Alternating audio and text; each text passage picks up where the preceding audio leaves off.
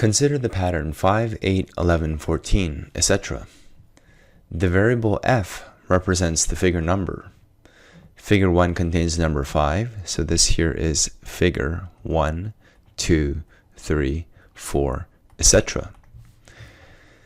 Find the equation n equals af plus b, where n represents the number at a particular figure number.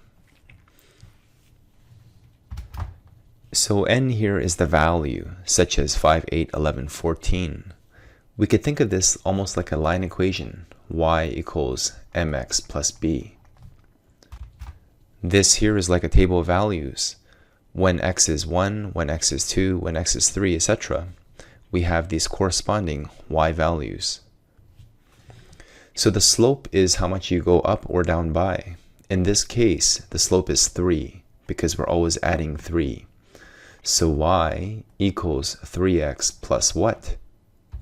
When the figure number x equals 1, the answer is 5. So let's substitute 1 here. 3 times 1 is 3. So we adjust the answer by adding 2. So now everything matches. When x is 2, 3 times 2 is 6, plus 2 is 8. This appears correct. Now we're not using y's and x's, we're using n's and f's. So let's adjust this. We'll say n, the actual number, equals 3f plus b, which is 2. This here is an equivalent line equation.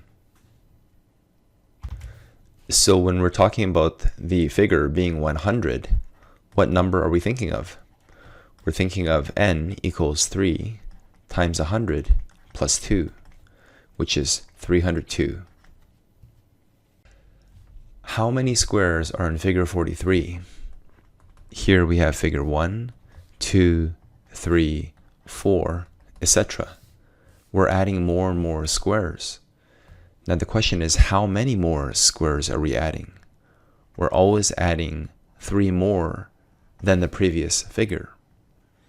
So whatever we increase by, plus 3, plus 3, plus 3, is your slope. Y equals mx plus b, the slope is 3. Now let's find the b value.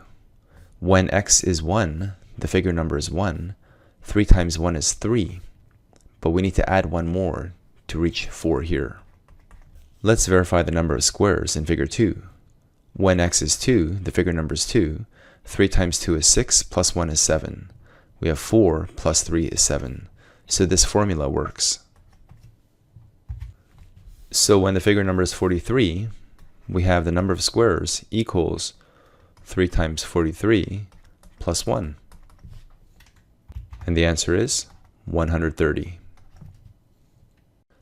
How long is the line segment below? So the line segment we're looking at is between here all the way to here.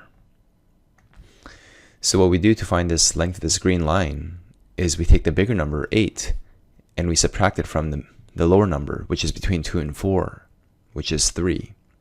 So the length, we'll call this A, and B, length AB equals bigger number, which is 8 minus 3, which is 5 units. Do the following table values represent points on a line? For the first table, let's look for a pattern. We're adding 1, and here we're adding 3, adding 3, adding 3. Now hold on. When we add 1 to the x value, we should have 3, comma, and we add 3 to 8, we should have 3, comma 11. But what we have instead is 4, comma 11. So this here is the correct point that should be on the line, but this last point does not belong on this line equation. So we're going to say no. Now what about this table here? Notice how the x values are increasing by 1. We add 1, we add 1. As for the y values, we're adding 3, and we're adding 3. Now this last point, the x and y values, it's a bit hard to tell if it belongs on the line. So why don't we find the line equation? Let's use any 2 random points. We'll use these 2 points down here. -1, -1, and 0, 2.